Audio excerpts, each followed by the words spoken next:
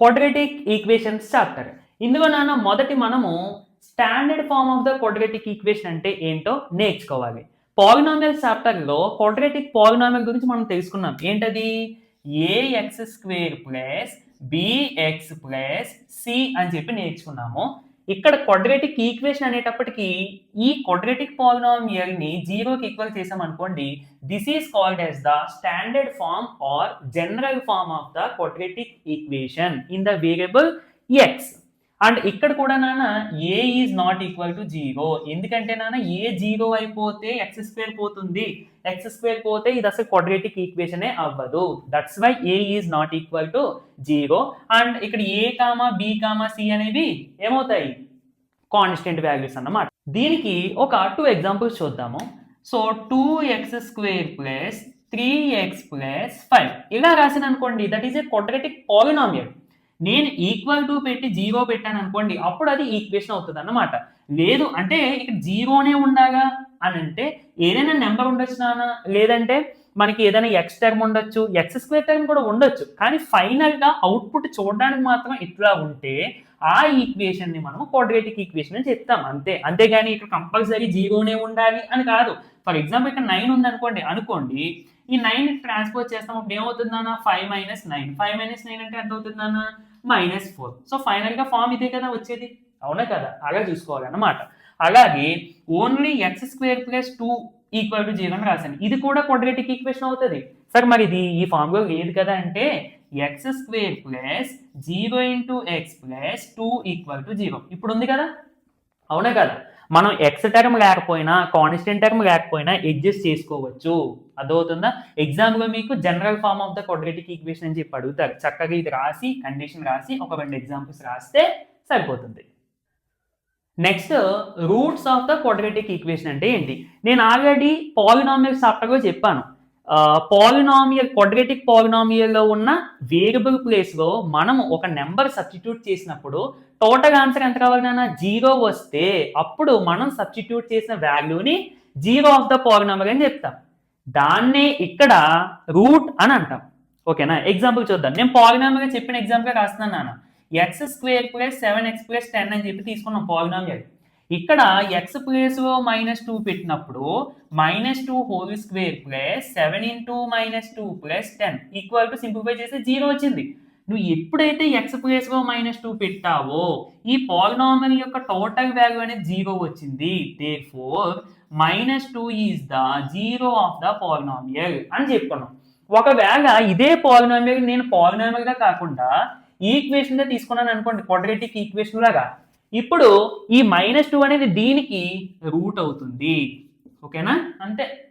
అంటే క్వాడ్రాటిక్ పాలినామియల్కి 0 అయ్యేది క్వాడ్రాటిక్ ఈక్వేషన్కి వచ్చేటప్పటికి రూట్ అవుతుంది అన్నమాట. ఓకేనా? ఇంకా కొంచెం జనరల్ గా చెప్పాలి అంటే ఈక్వేషన్ ని సాటిస్ఫై చేసేటువంటి ఎక్స్ వాల్యూ, ఫర్ ఎగ్జాంపుల్ నాన్న X square -5x plus 6 equal to 0 అని చెప్పి తీసుకున్నాం. ఇప్పుడు x ఈజ్ ఈక్వల్ టు 2 ఇందులో సబ్స్టిట్యూట్ చేసాం అనుకో, x ఈజ్ ఈక్వల్ టు 2 కాదు, x square as x is equal to 2 ఇందులో సబ్స్టిట్యూట్ చేసాం అనుకున్నాను, ఎంత అవుతుంది? 2 square -5 × 2 plus 6. So LHS value ఎంత వచ్చింది? 2 స్క్వేర్ 4, 4 ప్లస్ 6 10, 10 - 10 0. ఎల్హెచ్ఎస్ ఆర్హెచ్ఎస్ కూడా 0, అంటే LHS equal to RHS. So equation satisfy అయింది కాబట్టి దీనికి ఈ ఈక్వేషన్ కి రూట్ అనొచ్చు, లేదంటే సొల్యూషన్ అని కూడా పిలవచ్చు. పెయిర్ ఆఫ్ లీనియర్ ఈక్వేషన్స్ లో చెప్పాను, సొల్యూషన్ అంటే సింపుల్ గా వాల్యూ ఆఫ్ ద వేరియబుల్. ఇక్కడ కూడా అదే కదా, ఎక్స్ అనేది వేరియబుల్ అయినా వేరియబుల్ యొక్క వాల్యూ కదా మన సొల్యూషన్ కాదనేది చెప్తున్నాం అంతే నాన్న. Next methods to find roots. ఇప్పుడు రూట్ అంటే ఏంటో చెప్పుకున్నాం, మరి ఇది ఎలా ఫైండ్ అవుట్ చేయాలి సార్ అంటే, ఒకటి మన మన పాలినామియల్ చాప్టర్లో నేర్చుకున్న ఫ్యాక్టరైజేషన్ మెథడ్ ద్వారా చేసేయచ్చు. లేదు అంటే ఫ్యాక్టరైజేషన్ మెథడ్ అనేది దాని అన్నింటికి వర్క్ అవ్వదు. అది మనకి ఇలా ఫ్యాక్టర్స్ కింద స్ప్లిట్టింగ్ అయితేనే వర్క్ అవుతుంది, బట్ అన్నింటికి అది వర్క్ అవ్వదు. అందుకనే మనము కంప్లీటింగ్ స్క్వేర్ మెథడ్ అనేది ఒకటి నేర్చుకుంటాం. అది ప్రస్తుతానికి సిలబస్లో లేదు, ఏపీ వాళ్ళకి ఉండదు, తెలంగాణ వాళ్ళకి ఉంటుంది. కంప్లీటింగ్ స్క్వేర్ మెథడ్ తర్వాత క్వాడ్రాటిక్ ఫార్ములా మెథడ్ అని చెప్పి నేర్చుకుంటున్నాను, quadratic formula method. So this is most powerful method. ఏంటి? Quadratic formula. So a x square plus bx plus c is equal to 0 అనే క్వాడ్రాటిక్ ఈక్వేషన్ తీసుకుంటే దీనికి రెండు రూట్స్ ఉంటాయి. లైక్ క్వాడ్రాటిక్ పాలినామియల్కి రెండు జీరోస్ ఎట్లా ఉంటాయో ఇక్కడ రెండు రూట్స్ ఉంటాయి. సో ఆ రెండు రూట్స్ ఏంటంటే x is equal to minus b plus or minus square root b square minus 4ac by 2a అన్నమాట. అదేంటి సార్ రెండు రూట్స్ అన్నా కదా, ఇక్కడ ఎక్స్కి ఒక వాల్యూ ఉందంటే ఇక్కడ ప్లస్ ఆర్ మైనస్ అంటే ఒకటి ప్లస్తో తీసుకుంటాము, మరొకటి మైనస్తో తీసుకుంటాం అన్నమాట. సో ఈక్వేషన్ తీసుకున్నాను. దీనికి ఫ్యాక్టరైజేషన్ ఉపయోగించి రూట్స్ వస్తాయా నాన్న, లేదా జీరోస్ వస్తాయా? రావు. ఎందుకంటే ఇక్కడ మనం coefficient of X square into constant term చేస్తే 2 వస్తుంది అన్న. 2ని రెండు నెంబర్స్ వెతకాలి, రెండు నెంబర్స్ ఇంటూ చేస్తే 2 రావాలి, సమ్ చేస్తే 5 రావాలి, విచ్ ఈజ్ నాట్ పాసిబుల్. మరి ఇలాంటివి ఫ్యాక్టరైజేషన్ ఉపయోగించి ఫైండ్ అవుట్ చేయలేకపోతున్నాం కదా, అందుకనే మనకి ఇంకా స్ట్రాంగెస్ట్ పవర్ఫుల్ మెథడ్ ఉండాలని చెప్పి ఇది కనిపెట్టారు అన్నమాట. ఈ మెథడ్ మనకి కంప్యూటింగ్ స్క్వేర్ మెథడ్ ద్వారా వస్తుంది, అది నేను ఆల్రెడీ ప్రీవియస్గా చెప్పాను. ఇప్పుడు దీన్ని ఎలా రూట్స్ ఫైండ్ అవుట్ చేయాలంటే సింపుల్గా నాన్న ఇచ్చిన ఈక్వేషన్ని a x square plus bx plus c equal to 0తో కంపేర్ చేసి ఏ వాల్యూ ఎంత చూడండి. ఏ వాల్యూ అంటే ఎక్స్ స్క్వేర్ ముందున్న నెంబర్ 1, బి వాల్యూ ఎంత చూడండి అంటే coefficient of x 5 and c value ఎంత చూడండి కాన్స్టెంట్ టర్మ్ 2. ఇప్పుడు నాన్న ఈ వాల్యూస్ తీసుకొచ్చి ఇందులో సబ్స్టిట్యూట్ చేసేయండి. ఏమవుతుంది మైనస్ బి అంటే 5 plus or minus square root b square అంటే 5 స్క్వేర్ మైనస్ 4 ఇంటూ ఏ అంటే 1, సి అంటే 2 బై 2 ఇంటూ ఏ అంటే 1. ఓకేనా, దీన్ని సింప్లిఫై చేసుకుంటే నాన్న ఇక్కడ రాస్తున్నాను పైన -5 ప్లస్ ఆర్ మైనస్ ఇక్కడ చూడండి నాన్న 5 స్క్వేర్ అంటే 25 మైనస్ 4 ఇంటూ 2 8, 25 మైనస్ 8 అంటే స్క్వేర్ రూట్ 17 నాన్న బై 2. సో ఇక్కడ మనకి రెండు వాల్యూస్ వచ్చాయి, కనిపిస్తున్నాయి మీకు? ఏంటి సార్ ఒకటే అంటారేమో. సో ఆ రెండు వాల్యూస్ ఏంటి, -5 ప్లస్ స్క్వేర్ రూట్ 17 బై 2 ఒకటి, -5 మైనస్ స్క్వేర్ రూట్ 17 బై 2 ఒకటి. సో ఈ రెండు రూట్స్ అవుతాయి అన్నమాట. అర్థమవుతుందా నాన్న? సో ఫ్యాక్టరైజేషన్ వర్క్ అవ్వలేనటువంటి క్వాడ్రాటిక్ ఈక్వేషన్స్కి ఇదే ఫార్ములా యూజ్ చేసి మనం ఫైండ్ అవుట్ చేస్తాము. Okay, next nature of roots. దీని నుండి కూడా మనకి కంపల్సరీ క్వశ్చన్స్ వస్తాయి. సో క్వాడ్రాటిక్ పాలినామియల్ తీసుకున్నప్పుడు ఈక్వేషన్ తీసుకున్నప్పుడు ax square plus bx plus c is equal to 0, దీనికి అసలు నేచర్ ఆఫ్ ద రూట్స్ అంటే దీనికి రెండు రూట్స్ వస్తాయని మనకు తెలుసు కదా. ఆ రెండు రూట్స్ ఎలాంటివి రావచ్చు, రియల్ అండ్ డిఫరెంట్ రూట్స్ రావచ్చా, లేదా రియల్ అండ్ ఈక్వల్గా రావచ్చా, లేదంటే అసలు రూట్స్ రియల్ రూట్సే లేకుండా రావచ్చా అనేది మనం దీన్ని బట్టి చెప్తున్నాను.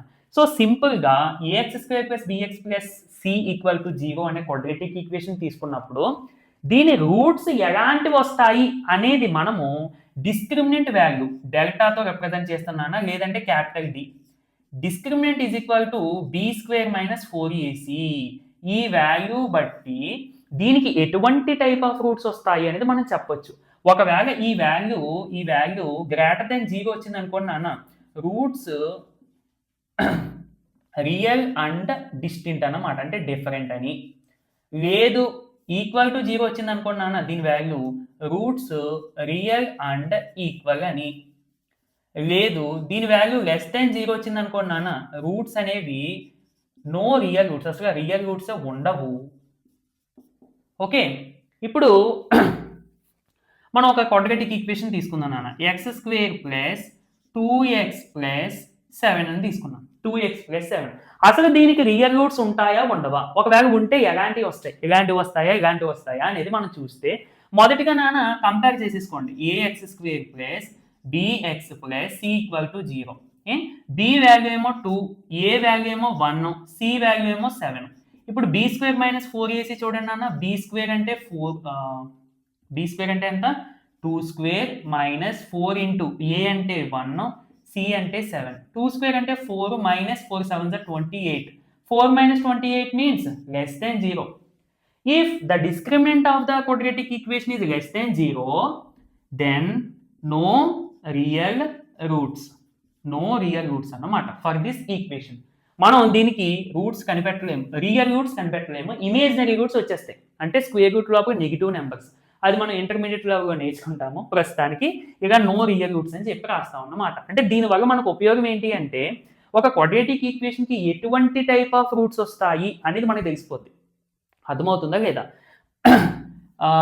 ఎగ్జాంపుల్ నాన్న ఇంకొక ఎగ్జాంపుల్ చూస్తే ఇందాక మనం తీసుకున్నది ఏంటి x² ప్లస్ 5x ప్లస్ 2 ఇదే కదా. ఇప్పుడు దీన్ని చూడండి నాన్న, a value 1, b value 5, c value 2. ఇప్పుడు b² మైనస్ 4ac చూస్తే b² అంటే 5² మైనస్ 4 ఇంటూ ఏ అంటే 1, సి అంటే 2. సో 25 మైనస్ 8 అంటే 17 విచ్ ఈస్ గ్రేటర్ దెన్ 0. అందుకని మనకి రెండు డిఫరెంట్ రూట్స్ వచ్చాయి. సో గ్రేటర్ దెన్ 0 అయినప్పుడు రియల్ రూట్స్ వస్తాయి, బట్ డిఫరెంట్ వస్తాయి. ఏమొచ్చాయి?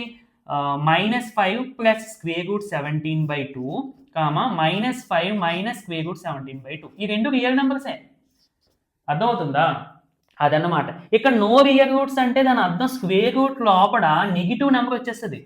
స్క్వేర్ రూట్ లోపల నెగిటివ్ వచ్చిందంటే this is not a real number. అర్థమవుతుందా నాన్న? సో ఈ విధంగా మనము డిస్క్రిమినెంట్ వాల్యూ యూజ్ చేసి ఒక క్వాడ్రాటిక్ ఈక్వేషన్కి ఎటువంటి టైప్ ఆఫ్ రూట్స్ వస్తాయి అనేది మనం చెప్పేయచ్చు. ఈక్వల్ రూట్స్ కూడా ఒక్కసారి ఇంకొక ఎగ్జాంపుల్ తీసేసుకుంటే x² ప్లస్ 6x ప్లస్ 9 = 0 తీసుకున్నాం అనుకున్నాను. చూడండి, a = 1, b = 6, c = 9 అంటే ఇలా కంపేర్ చేసుకుంటే ఇప్పుడు b² మైనస్ 4ac వాల్యూ ఎంత చూడండి. b² అంటే 6² మైనస్ 4 ఇంటూ a అంటే 1, c అంటే 9.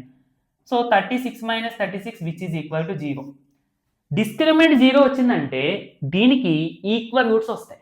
ఏమొస్తాయి నాన్న? Equal roots. ఆ రూట్స్ ఏంటో తెలుసా? -3, -3. రెండు ఈక్వల్, రెండు వస్తాయి, ఆ రెండు ఒకటే వస్తాయి. సో -3 దీన్ని బేస్లో పెట్టండి. -3² అంటే 9 ప్లస్ 6 ఇంటూ -3 ప్లస్ 9. చూడండి, దీని ఆన్సర్ 0 వచ్చేసింది. అదన్నమాట. ఓకే.